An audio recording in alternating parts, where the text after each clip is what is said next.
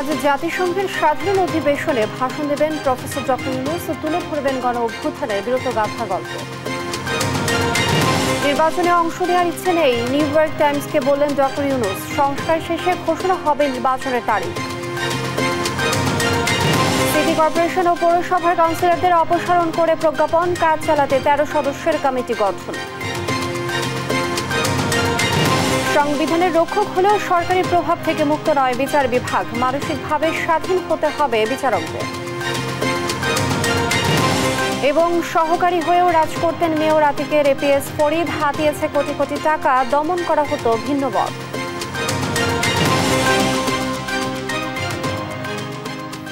দেখছিলেন শিরোনাম সংবাদ সকালে, সঙ্গে আছি আমি লিনিয়া আফরোজ। এবার বিস্তারিত। মার্কিন যুক্তরাষ্ট্রের পররাষ্ট্রমন্ত্রী অ্যান্টনি ব্লিংকেনের সঙ্গে বৈঠক করেছেন অন্তর্বর্তী সরকারের প্রধান উপদেষ্টা ডক্টর মোহাম্মদ ইউনূস। জাতিসংঘের সাধারণ পরিষদের অধিবেশনের ফাঁকে বৈঠক হয়। বৈঠক ফলপ্রসূ হয়েছে বলে জানিয়েছেন দুদেশের কূটনীতিকরা। এতে অ্যান্টনি ব্লিংকেন বাংলাদেশের অন্তর্বর্তী সরকারের প্রতি পূর্ণ সমর্থন জানান। এই সময় অর্থনৈতিক সহযোগিতা, রোহিঙ্গা সংকট, সন্ত্রাস দমন, শ্রম বিষয়ক সংকট, পাচার হওয়া অর্থ পুনরুদ্ধার সহ বিভিন্ন বিষয়ে আলোচনা করেন তারা। এই সময় দুই দেশের রাজনৈতিক ও অর্থনৈতিক সম্পর্ক আরও সুগভীর হওয়ার আশা ব্যক্ত করেন তারা।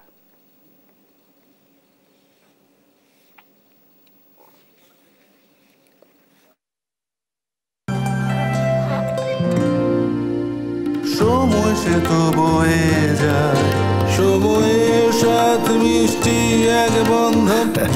এভাবে সময় পাল্টে যায়, কিন্তু ডিপ্লোমা সে একই স্বাদে, একই মানে যুগ যুগ ধরে রয়ে যায়। New Zealand dairy, excellence in quality. নির্বাচনে অংশ নেওয়ার কোনো পরিকল্পনা নেই বলে জানিয়েছেন প্রধান উপদেষ্টা ডক্টর মোহাম্মদ ইউনূস। বলেছেন, সংস্কার কমিশনের সুপারিশ পাওয়ার পরই ঠিক করা হবে নির্বাচনের দিন তারিখ। স্থানীয় সময় বুধবার যুক্তরাষ্ট্রের নিউ ইয়র্কে এক অনুষ্ঠানে অংশ নিয়ে তিনি এসব কথা বলেন।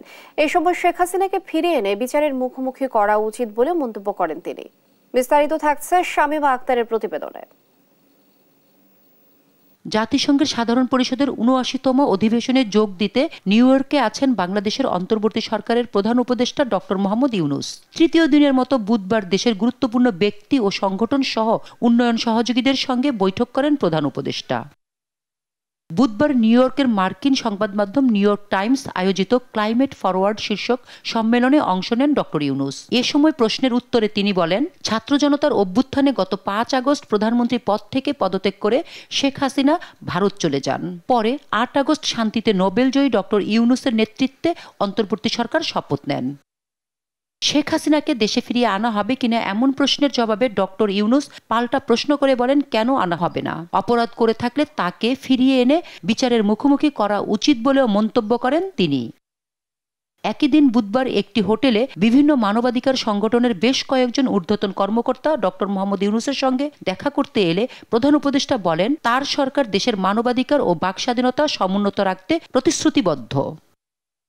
বৈঠকে জুলাই আগস্টের গণঅভ্যুত্থান এবং শেখ হাসিনার দীর্ঘ ১৫ বছরের স্বৈরশাসনের সময় সংগঠিত নৃশংসতা ও মানবাধিকার লঙ্ঘনের বিচারের উপর জোর দেন তারা। মানবাধিকার কর্মকর্তারা স্বৈরশাসকের সময় সম্পাদিত প্রায় ৩,০০০ বিচার বহির্ভূত হত্যাকাণ্ডের অধিকতর তদন্তের প্রয়োজনীয়তার উপর গুরুত্ব দেন। এছাড়া বাংলাদেশের সঙ্গে বাণিজ্য ও অর্থনৈতিক সম্পর্ক সুদৃঢ় করার মাধ্যমে কৌশলগত দ্বিপাক্ষিক সম্পর্ককে এগিয়ে নিতে আগ্রহ প্রকাশ করেছে শি জিনপিং সরকার। বুধবার চীনের পররাষ্ট্রমন্ত্রী জাতিসংঘের সাধারণ পরিষদের অধিবেশনের ফাঁকে বাংলাদেশের অন্তর্বর্তী সরকারের প্রধান উপদেষ্টা প্রফেসর ইউনূসের সঙ্গে সাক্ষাৎ করে একথা বলেন। শামীমা আক্তার, দেশ টিভি, ঢাকা। দেশের অন্তর্বর্তী সরকার প্রধান হিসেবে আজ এই প্রথম জাতিসংঘের সাধারণ পরিষদে ভাষণ দিবেন শান্তিতে নোবেল পুরস্কার বিজয়ী একমাত্র বাংলাদেশি ডক্টর ইউনূস। ডক্টর ইউনূস তার ভাষণে বাংলাদেশের সাম্প্রতিক ঘটে যাওয়ায় জুলাই বিপ্লব ছাড়াও দেশের সার্বিক পরিস্থিতি, তার সরকারের আগামী কর্মসূচি ও বিশ্ব পরিস্থিতি তুলে ধরবেন বলে জানা গেছে। বিস্তারিত জান্নাতুল মোহনার প্রতিবেদনে। এক ঐতিহাসিক মুহূর্তের সাক্ষী হতে যাচ্ছে বাংলাদেশ। বুকের তাজা রক্ত দিয়ে তৈরি নতুন বাংলাদেশের নেতা হিসেবে আজ জাতিসংঘে ভাষণ দেবেন doctor Mohammad Yunus. New York সময় সকাল 10:30 থেকে বেলা 11:30টার মধ্যে তার ভাষণ দেবার কথা রয়েছে। সেই হিসেবে বাংলাদেশের জনগণ তার বক্তব্য শুনতে পারবেন রাত 8:30 থেকে 9:30টার মধ্যে। এবারে ৭৯তম সাধারণ অধিবেশনে প্রফেসর ইউনূসকে ঘিরে ব্যাপক উৎসাহ কাজ করছে বিশ্ব নেতাদের মাঝে। জানা গেছে তার ভাষণে গুরুত্ব পাবে ছাত্র জনতার জুলাই বিপ্লব, শহীদদের বীরত্বগাথা গল্পগুলো শুনবেন বিশ্ববাসী। এছাড়া দেশের অর্থনীতি সহ অন্যান্য বিষয় নিয়ে আলোচনা করবেন ডক্টর ইউনূস। একই সঙ্গে তুলে ধরা হবে সরকারের আগামী কর্মসূচি ও বিশ্ব পরিস্থিতি। গেল সোমবার রাত থেকে নিউ ইয়র্ক পৌঁছার পর থেকে ভীষণ ব্যস্ত সময় পার করছেন সরকার প্রধান। খোদ বাইডেন প্রশাসন ছাড়াও ভারত সহ বিভিন্ন দেশ আর আন্তর্জাতিক ব্যক্তিত্বের পূর্ণ সহযোগিতার আশ্বাস পেয়েছেন প্রফেসর ইউনূস। সফরের শেষ দিন শুক্রবারে ডক্টর ইউনূসের অন্যান্য কর্মসূচির মধ্যে রয়েছে মালদ্বীপের প্রেসিডেন্ট মোহাম্মদ মাইজুর সাথে সাক্ষাৎ, ভয়েস অব আমেরিকার বাংলা বিভাগের সাক্ষাৎকার, জাতিসংঘের আন্ডার সেক্রেটারি জেনারেল রাবাব ফাতিমার সাথে সৌজন্য সাক্ষাৎ এবং বাংলাদেশে বিনিয়োগকারীদের সাথে বৈঠক। আজ রাতেই দেশের উদ্দেশ্যে রওনা করবেন ডক্টর মোহাম্মদ ইউনূস। জান্নাতুল মোহনা, দেশ টিভি, ঢাকা। এবারে প্রজ্ঞাপন জারি করে অপসারণ করা হয়েছে সিটি কর্পোরেশন পৌরসভার কাউন্সিলরদের। সরকার পতনের পর দেশের সব সিটি কর্পোরেশন ও পৌরসভায় নির্বাচিত মেয়রদের অপসারণের 6 সপ্তাহের মাথায় এ প্রজ্ঞাপন জারি করে স্থানীয় সরকার বিভাগ। এর মধ্য দিয়ে দেশের 12টি সিটি কর্পোরেশন ও 323টি পৌরসভার সাধারণ কাউন্সিলর ও সংরক্ষিত নারী কাউন্সিলরদের অপসারণ করা হলো।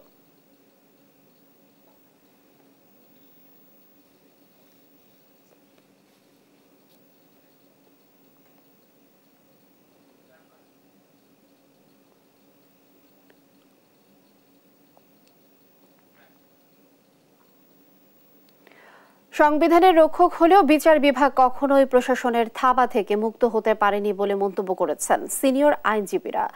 জেড আই খান পান্না মনে করেন বিচারপতিকে সবার আগে মানসিকভাবে স্বাধীন হতে হবে। শামীমা আক্তারের প্রতিবেদন। আওয়ামী লীগ সরকারের পতনের পর গেল 1.5 মাসে বিচার ব্যবস্থায় শৃঙ্খলা ফেরাতে নানা পদক্ষেপ নিয়েছে সুপ্রিম কোর্ট প্রশাসন। সর্বোচ্চ আদালতের বিচারক নিয়োগের পাশাপাশি অধস্তন আদালতে 4 শতাধিক বিচারককে বদলি সহ দফতর পুনর্বণ্টন করেছে আইন মন্ত্রণালয়। বিচার বিভাগের স্বাধীনতার প্রশ্নে স্বাধীন সচিবালয় প্রতিষ্ঠা সহ বিচার বিভাগীয় সংস্কারে একটি সংস্কার কমিশন গঠন করা হয়েছে ইতোমধ্যে। বিচার বিভাগ সংস্কার কমিশনের প্রধান হিসেবে দায়িত্ব পালন করবেন বিচারপতি শাহ আবু নাঈম মুমিনুর রহমান। গেল 21 সেপ্টেম্বর বিচারকদের উদ্দেশ্যে অভিভাষণ দেন প্রধান বিচারপতি সৈয়দ রিফাত আহমেদ। এতে বিচার বিভাগ সংস্কারে একটি রোডম্যাপ ঘোষণা করেন তিনি। আমি আশাবাদ ব্যক্ত করি উক্ত কমিশন আমার ঘোষিত রোডম্যাপ পর্যালোচনাপূর্বক বিচার বিভাগের সার্বিক উন্নয়ন ও স্বাধীনতা নিশ্চিতকরণে প্রয়োজনীয় পদক্ষেপ গ্রহণ করবে। সুপ্রিম কোর্টের সিনিয়র আইনজীবী জানান, বিচার বিভাগকে সংবিধানের রক্ষক বলা হলেও কখনোই রাজনৈতিক প্রভাব মুক্ত হয়ে ভূমিকা রাখতে পারেনি বিচার বিভাগ। জুডিশিয়ারিকে বলা হয় গার্ডিয়ান অব দি কনস্টিটিউশন, অথচ এই গার্ডিয়ান অব দি কনস্টিটিউশন কোনোদিনই এক্সিকিউটিভদের থাবার থেকে মুক্ত হয়ে কাজ পরিচালনা করতে পারে নাই। ফাইন্যান্সিয়াল এবং ট্রান্সফার এগুলো যদি মন্ত্রণালয়ের হাতে থাকে, অর্থাৎ এক্সিকিউটিভদের হাতে থাকে, তাহলে তো সেখানে বিচার বিভাগ স্বাধীনভাবে তাদের দায়িত্ব পালন করতে পারে না। সিনিয়র আইনজীবী জেড আই খান পান্না মনে করেন, বিচারপতিদের সবার আগে মানসিকভাবে স্বাধীন হতে হবে। বিচারালয়ে স্বাধীনভাবে বিচার করার জন্য স্বাধীন মানসিকতার মানুষ প্রয়োজন, বিচারক প্রয়োজন। যোগ্যতার মাপকাঠিতে প্রমোশন হবে। This is more important. আগে 5 বছর গেলে পরে একটা প্রমোশন, 10 বছর গেলে পরে আরেকটা প্রমোশন। এটা বলেও যে আমি এত বছর সার্ভিস আছে, আমার এখন এটা হবে না কেন? বাট সে যদি অযোগ্য হয় কিভাবে দেবে? স্বাধীন বিচার বিভাগ প্রতিষ্ঠায় আইনি লড়াই করা 2 আইনজীবীর মতে, নির্বাহী বিভাগ থেকে বিচার বিভাগ আলাদা না হলে ন্যায় বিচার নিশ্চিত করা সম্ভব না। জনকল্যাণে আইন প্রণীত হচ্ছে কিনা এবং প্রশাসন মানুষের অধিকার ক্ষুণ্ণ করছে কিনা এই আইন প্রয়োগ করতে গিয়ে, এটা দেখার দায়িত্ব বিচার বিভাগের। বড় কর্তাদের বিরুদ্ধে কোনো অর্ডার দিতে গেলেই পরের দিনের বিচারকের আর ওই বেঞ্চ থাকছে না। লোয়ার জুডিশিয়ারিতে 15 দিন পর বদলি করা হচ্ছে। বাচ্চা কাচ্চা স্কুলে কেবলমাত্র ভর্তি, অপরাধ কি কর্তার কথা শোনেনি। তারপর অনেক বিচারক জামিনের অর্ডার দেওয়ার 24 ঘন্টার মধ্যে তাকে উইথড্র করা হচ্ছে, তাকে সাসপেন্ড করা হচ্ছে। আমরা দেখেছি ইনস্ট্রাকশন দেওয়া হয়, নির্দেশনা দেওয়া হয় কোনটাতে বেল দিবে, কোনটাতে রিমান্ড দিবে, কোনটাতে রিমান্ড দিবে না। এবং শুধু তাই নয়, এমনও হয়েছে একদিনে বিচার বসিয়ে একদিনে 17 জন সাক্ষী নিয়ে রাত 9টায় রায় দেওয়া হয়েছে। বিচার বিভাগের জন্য আলাদা সচিবালয় প্রতিষ্ঠায় অন্তর্বর্তী সরকারের দ্রুত কার্যকর পদক্ষেপ নেওয়া উচিত বলে মনে করেন সংশ্লিষ্টরা। শামিমা আক্তার, দেশ টিভি, ঢাকা।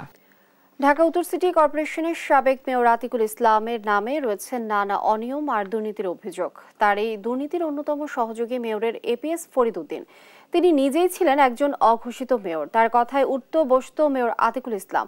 এমনকি মিডিয়া ম্যানেজ সহ ঠিকাদারি কাজ হাতে নেওয়া সহ নামে বেনামে কোম্পানির মাধ্যমে বিভিন্ন প্রোগ্রামের ভুয়া ভাউচার তৈরি করে হাতে নেয় লক্ষ লক্ষ টাকা।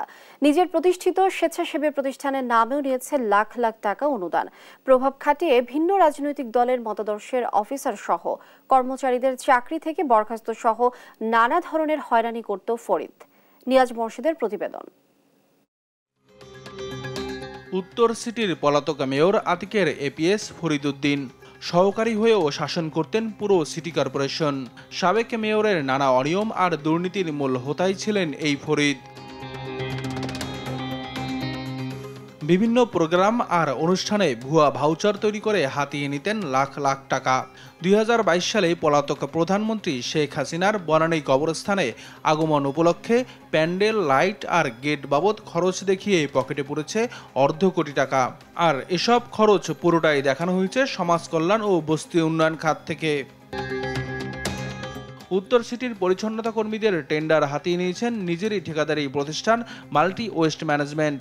শুধু তাই নয়, নিজ প্রতিষ্ঠানের পরিচ্ছন্নতা কর্মীদের মাধ্যমে খাল পরিষ্কার করিয়েও বিল দেখানো হয়েছে 3 কোটি টাকা। পাশাপাশি নিজেরই তৈরি স্বেচ্ছাসেবী প্রতিষ্ঠান বিডি ক্লিনের নামেও অনুদান নিয়েছেন 13 লক্ষ টাকা, যা অন্যান্য সামাজিক প্রতিষ্ঠানের থেকে অনেক বেশি। বিডি ক্লিনের একজন সদস্য সামাজিক যোগাযোগ মাধ্যমে এসে লাইভ করে দেন আরও চাঞ্চল্যকর তথ্য। অভিযোগ আছে তার কারণে কোনো স্বেচ্ছাসেবী সংগঠন সিটি কর্পোরেশন থেকে কোনো অনুদান পেত না।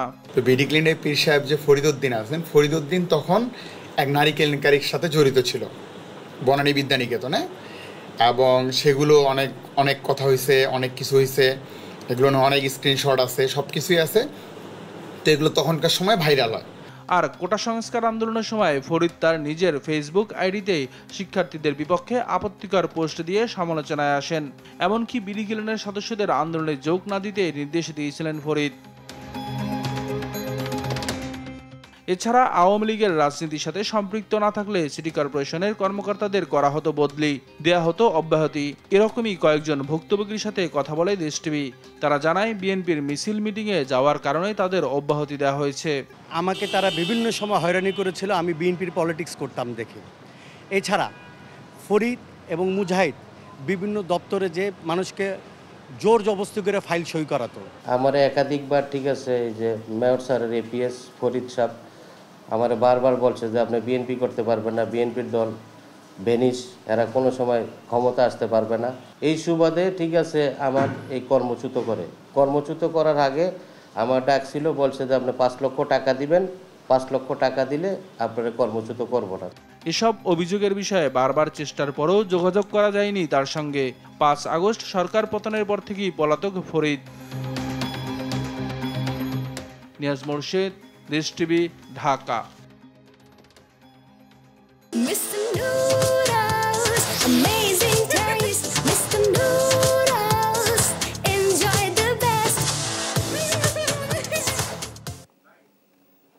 নোয়াখালীতে নিত্যপণ্যের দাম বাড়তি, এ নিয়ে আরো জানবো। দর্শক আমাদের সাথে যোগ দিচ্ছেন সহকর্মী মালয় সুজন।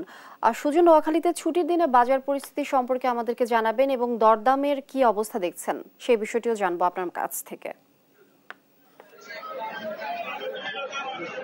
লিনিয়া নোয়াখালীর বাজার পরিস্থিতি সম্পর্কে যদি বলতে হয় তাহলে বন্যার পরবর্তী বাজার পরিস্থিতি নোয়াখালীতে অত্যন্ত অস্বাভাবিক পর্যায়ে রয়েছে। আমি এখন দাঁড়িয়ে আছি নোয়াখালী পৌর বাজারে, যেটি নোয়াখালী জেলা শহরের খুচরা বাজার হিসেবে পরিচিত। তো আমি দাঁড়িয়ে আছি এবং মাছ বাজারে যদি প্রথমে মাছ বাজার নিয়ে শুরু করতে চাই তাহলে বলতে হচ্ছে যে নোয়াখালীতে যে মাছের বাজার অত্যন্ত অস্বাভাবিক গতিতে বাড়ছে, কেননা বিক্রেতারা কারণ হিসেবে জানিয়েছেন যে বন্যায় নোয়াখালী প্রত্যন্ত অঞ্চলে চলাচলে যেসব মাছের ঘের রয়েছে সেগুলো পানিতে তলিয়ে যাওয়ায় মাছ ভেসে গিয়েছে। তো এর কারণে যে স্থানীয় মাছ রয়েছে সেটা বাজারে না আসায় দাম কিছুটা বাড়তি রয়েছে বলে জানিয়েছেন। একই সাথে বিক্রেতারা আরো জানিয়েছেন যে যশোর থেকে, সাতক্ষীরা থেকে, ফেনী, লক্ষ্মীপুর বা অন্যান্য জেলা থেকে যেসব মাছ আসতো তো সেসব মাছের সরবরাহ কম থাকায়ও মাছের দাম বেড়েছে বলে তারা জানিয়েছেন। তো একই সাথে ক্রেতারা অভিযোগ করেছেন বাজারে মোটামুটি পর্যাপ্ত মাছ থাকলেও কিন্তু বিক্রেতারা নানা অজুহাতে মাছের দাম বাড়িয়ে দিচ্ছে বলে ক্রেতারা জানিয়েছেন। অপরদিকে যদি আমি মুরগির বাজার বলতে চাই যে গেল সপ্তাহে ব্রয়লার মুরগি কিছুটা স্থিতিশীল থাকলেও কিন্তু এই সপ্তাহে হঠাৎ করে মুরগির দাম বেড়ে গিয়েছে। গত সপ্তাহে যেখানে 160-170 টাকা ব্রয়লার মুরগি বিক্রি হয়েছিল এখন সেটি বিক্রি হচ্ছে 210 থেকে 220, কোথাও 230 টাকায় বিক্রি হয়েছে। অপরদিকে বেড়েছে মুরগির ডিমের দাম, প্রায় 50 থেকে 52 টাকা হালি দরে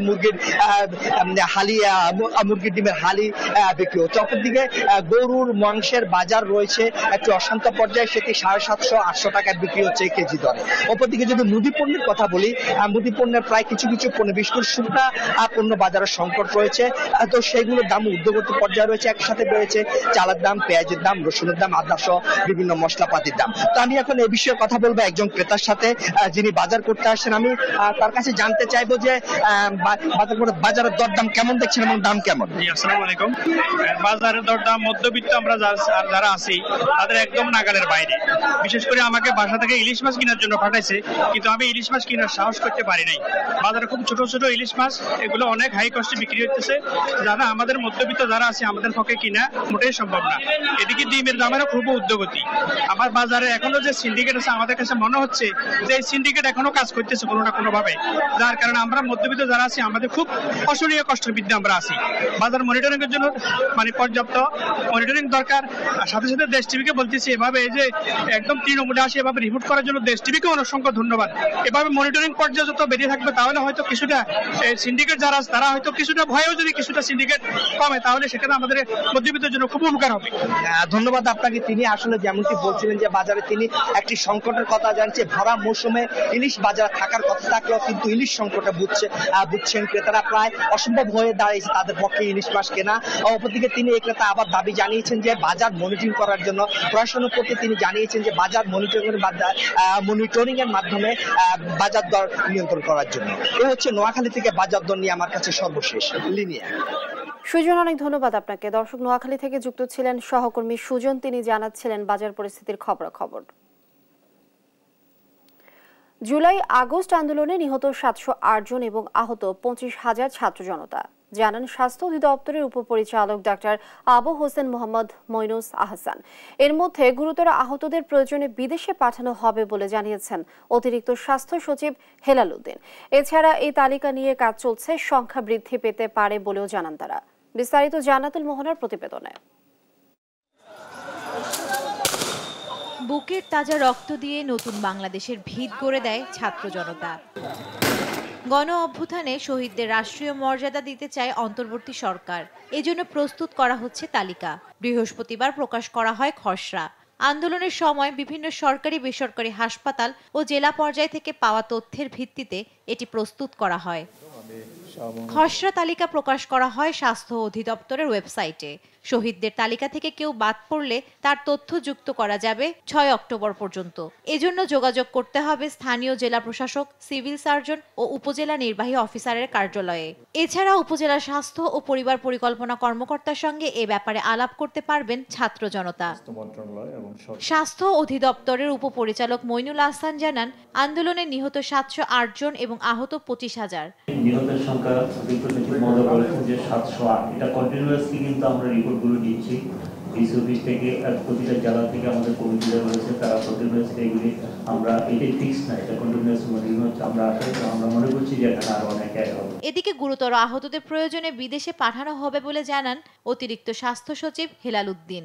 ওনারা চায়নাতে ফিরে গিয়ে ওনাদের আরো সিনিয়র এবং অভিজ্ঞ কলিগদের সাথে কথা বলে তারা। আজ বিশ্ব পর্যটন দিবস। পর্যটন শান্তির সোপান এ প্রতিপাদ্যকে সামনে রেখে নানা কর্মসূচির মধ্য দিয়ে প্রতি বছরের মতো এবারও বাংলাদেশে পালিত হচ্ছে দিবসটি। সকালে এ উপলক্ষে রাজধানী পর্যটন ভবনের 2টি প্যাকেজ ট্যুর উদ্বোধন করা হয়। বলা হয় 2টি বাস দিয়ে সুবিধা বঞ্চিত শিশুদেরকে নিয়ে রাজধানীর বিভিন্ন পর্যটন কেন্দ্রগুলো ঘুরিয়ে দেখানো হবে।